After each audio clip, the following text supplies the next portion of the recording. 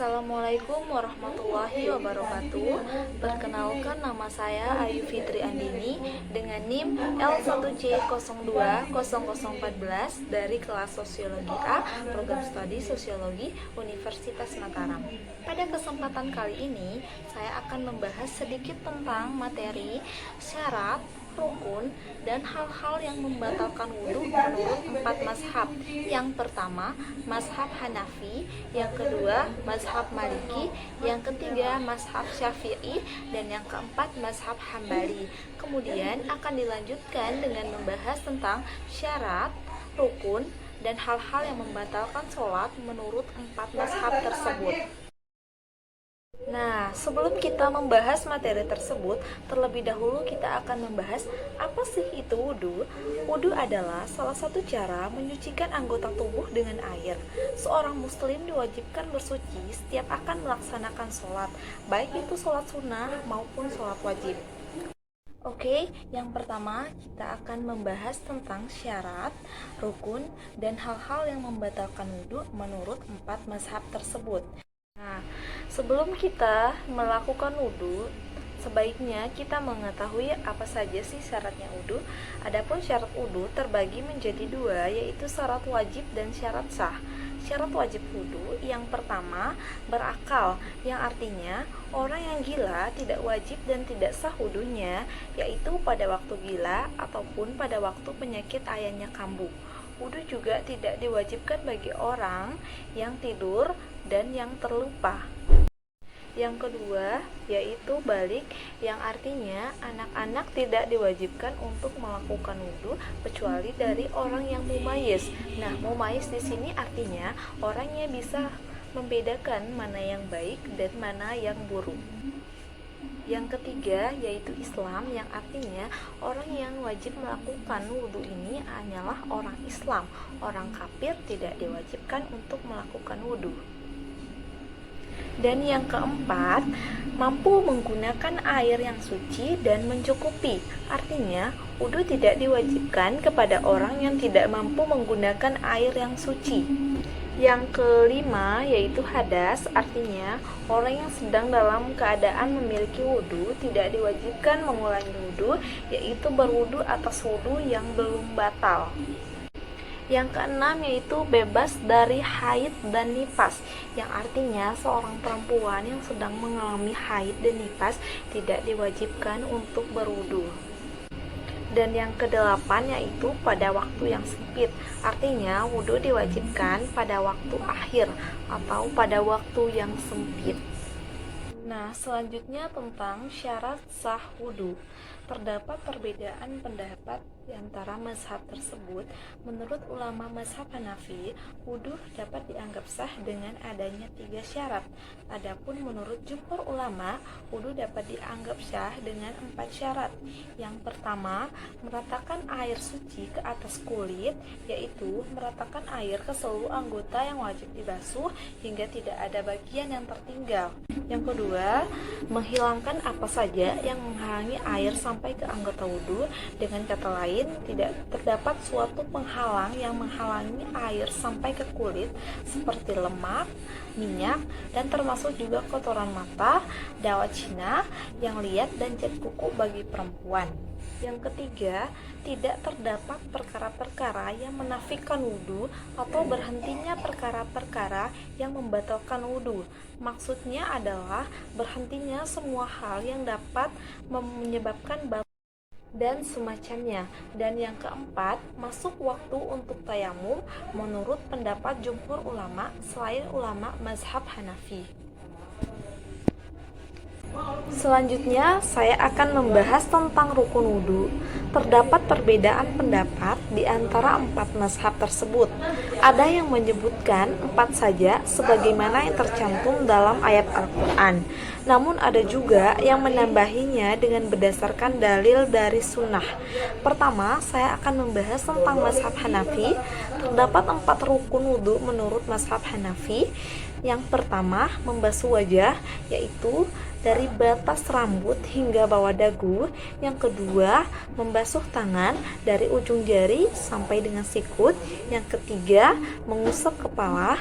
Dan yang keempat, membasuh kaki dari mata kaki sampai seluruh bawah kaki. Yang ketiga, menurut mazhab Syafi'i, terdapat 6 rukun wudhu menurut mazhab Syafi'i. Yang pertama adalah niat, yang kedua membasuh wajah, yang ketiga membasuh tangan dari ujung jari sampai dengan siku, yang keempat membasuh kepala, yang kelima membasuh kaki dari mata kaki sampai seluruh bawah kaki, dan yang keenam adalah tertib. Maksud tertib di sini adalah melakukan wudhu sesuai dengan urutan awal sampai dengan urutan akhir dan tidak boleh diacak. Yang keempat, rukun wudhu menurut mazhab Hambali. Terdapat 7 rukun wudhu menurut mazhab Hambali. Yang pertama adalah niat, yang kedua membasuh wajah, yang ketiga membasuh tangan dari ujung jari sampai siku, dan yang keempat membasuh kepala, yang kelima membasuh kaki dari mata kaki sampai seluruh bawah kaki, yang keenam adalah tertib. Tertib di sini maksudnya seperti yang sudah saya jelaskan tadi, bahwa melakukan wudhu sesuai dari urutan pertama sampai urutan terakhir. Yang ketujuh, muwalat. Yang dimaksud muwalat adalah tidak ada jeda yang lama ketika berpindah dari membasuh satu anggota wudhu ke anggota wudhu yang lainnya. Selanjutnya saya akan membahas tentang hal-hal yang membatalkan wudhu. Yang pertama, keluarnya sesuatu lewat 2 lubang, yaitu lubang kubul atau dubur. Menurut mazhab Maliki, keluar sesuatu yang tidak lazim seperti batu, darah, atau nanah tidak membatalkan wudhu. Yang kedua, tidur yang bukan dalam posisi tamakun. Menurut mazhab Al-Hanabalah, tidur membatalkan wudhu secara mutlak. Menurut Al-Maliki, tidur pulas dapat membatalkan wudhu baik tamakun atau tidak, sementara tidur ringan tidak membatalkan wudhu. Yang ketiga, hilang akal karena mabuk, sakit, dan tertidur. Yang keempat, menyentuh kulit lawan jenis yang bukan mahram. Menurut mazhab Syafi'i, membatalkan wudhu tanpa lapis selain rambut, kuku, dan gigi. Menurut mazhab Hanafi, tidak batal wudhu sama sekali. Menurut mazhab Maliki, membatalkan wudhu apabila dengan syahwat. Dan menurut mazhab Hambali, membatalkan wudhu apabila dengan syahwat. Yang kelima, menyentuh kemaluan dengan telapak tangan. Menurut mazhab Hanafi, menyentuh kemaluan dengan telapak tangan tidak membatalkan wudhu. Yang keenam, keluarnya sesuatu dari badan seperti darah, nanah, dan semacamnya akibat luka ataupun akibat yang lainnya. Nah, selanjutnya saya akan membahas tentang syarat, rukun, dan hal-hal yang membatalkan sholat menurut 4 mazhab tersebut. Sebelum kita masuk ke materi tersebut, sebaiknya kita mengetahui terlebih dahulu apa sih itu sholat. Nah, sholat adalah ibadah kepada Allah Subhanahu wa Ta'ala yang terdiri dari perkataan dan perbuatan tertentu yang diawali dengan takbir dan diakhiri dengan salam. Nah, materi selanjutnya yang akan saya bahas adalah syarat sholat. Terdapat 2 syarat sholat, yaitu syarat wajib dan syarat sah. Syarat wajib sholat yang pertama adalah berakal, yang artinya orang gila tidak diwajibkan untuk melaksanakan sholat. Yang kedua adalah balik, yang artinya bahwa orang yang sudah baliklah yang diwajibkan untuk melakukan sholat. Yang ketiga, Islam, yang artinya orang yang beragama Islamlah yang wajib melakukan sholat. Selain orang yang bukan agama Islam tidak diwajibkan untuk melaksanakan ibadah sholat. Kemudian syarat sah sholat. Syarat sah sholat ini merupakan syarat yang telah disepakati oleh 4 mazhab tersebut. Yang pertama adalah menutup aurat dari pandangan. Yang kedua, sucinya pakaian. Yang ketiga, suci dari hadas. Yang keempat, suci badan dari najis. Yang kelima, mengetahui waktunya sholat. Dan yang keenam adalah menghadap kiblat. Nah, materi selanjutnya adalah tentang rukun sholat. Yang pertama, menurut mazhab Hanafi, terdapat 6 rukun sholat menurut mazhab Hanafi. Yang pertama adalah takbiratul ihram, yang kedua berdiri, yang ketiga membaca surah Al-Fatihah, yang keempat ruku, sunnah membaca tasbih, yang kelima sujud, dan yang keenam adalah duduk tasyahud akhir. Kemudian, rukun sholat menurut mazhab Maliki. Yang pertama adalah niat, kedua takbiratul ihram, ketiga berdiri, keempat membaca surat Al-Fatihah, yang kelima ruku atau sunnah membaca tasbih, yang keenam i'tidal atau bangun dari ruku, yang ketujuh sujud, yang kedelapan duduk di antara dua sujud, yang sembilan duduk tasyahud akhir, yang kesepuluh membaca tasyahud akhir, yang ke-11 membaca salawat Nabi, yang ke-12 salam, dan yang ke-13 adalah tertib. Selanjutnya, rukun wudhu menurut mazhab Syafi'i. Yang pertama adalah niat, kedua takbiratul ihram, ketiga berdiri, keempat membaca surah Al-Fatihah, yang kelima ruku atau sunnah membaca tasbih, yang keenam i'tidal atau bangun dari ruku, yang ketujuh sujud, yang kedelapan duduk di antara dua sujud, yang kesembilan duduk tasyahud akhir, kesepuluh membaca tasyahud akhir, 11 membaca salawat Nabi, ke-12 adalah salam, dan yang ke-13 adalah tertib. Selanjutnya, rukun sholat menurut mazhab Hambali. Yang pertama adalah takbiratul ihram, yang kedua berdiri, ketiga membaca surah Al-Fatihah, yang keempat ruku, sunnah membaca tasbih, yang kelima i'tidal atau bangun dari ruku, yang keenam sujud, yang ketujuh duduk di antara dua sujud, yang kedelapan duduk tasyahud akhir, yang kesembilan membaca tasyahud akhir, yang kesepuluh membaca salawat Nabi, yang ke-11 salam, yang ke-12 tertib, yang ke-13 adalah tumaninah. Apa sih tumaninah ini? Tumaninah adalah diam sejenak setelah gerakan sebelumnya dengan kadar waktu setara dengan membaca bacaan tasbih. Atau tumaninah ini adalah diam sejenak ketika ruku, sujud, i'tidal, dan duduk di antara dua sujud seukuran membaca tasbih. Nah, kemudian materi selanjutnya adalah hal-hal yang membatalkan sholat. Yang pertama, menurut mazhab Maliki, terdapat 15 poin yang membatalkan sholat menurut mazhab Maliki. Yang pertama adalah meninggalkan salah satu rukun dengan sengaja, yang kedua menambah rukun dengan sengaja, yang ketiga menambah tasyahud bukan pada tempatnya, yang keempat tertawa terbahak-bahak, yang kelima makan dan minum dengan sengaja, yang keenam berbicara dengan sengaja, yang ketujuh meniup dengan mulut secara sengaja, yang kedelapan muntah dengan sengaja, yang kesembilan terjadi sesuatu yang membatalkan wudhu, 10 terbuka aurat, 11 terkena najis, yang ke-12 banyak bergerak, yang ke-13 menambah rakaat, yang ke-14 sujud sebelum salam, dan yang ke-15 adalah meninggalkan 3 sunnah dari sunnah-sunnah sholat karena lupa serta tidak melakukan sujud sahwi. Selanjutnya, yang kedua, menurut mazhab Syafi'i. Ada 18 poin yang membatalkan sholat menurut mazhab Syafi'i.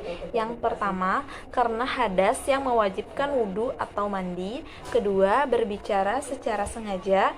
Yang ketiga, menangis. Yang keempat, merintih dalam sebagian keadaan. Yang kelima, banyak bergerak. Yang keenam, ragu-ragu dalam niat. Yang ketujuh, bimbang dalam memutuskan sholat namun tetap meneruskannya. Yang kedelapan, menukar niat satu sholat fardu dengan sholat fardu yang lain, atau menukar niat dengan sholat sunnah dibolehkan jika ia bermaksud hendak menunaikan sholat fardu secara berjamaah. Yang kesembilan, terbuka aurat sedangkan ia mampu menutupinya. Yang ke-10, tidak menutup aurat padahal ia memiliki pakaian. Yang ke-11, kena najis yang tidak dimaafkan kalau tidak segera dibuang. Ke-12, mengulang-ulang takbiratul ihram.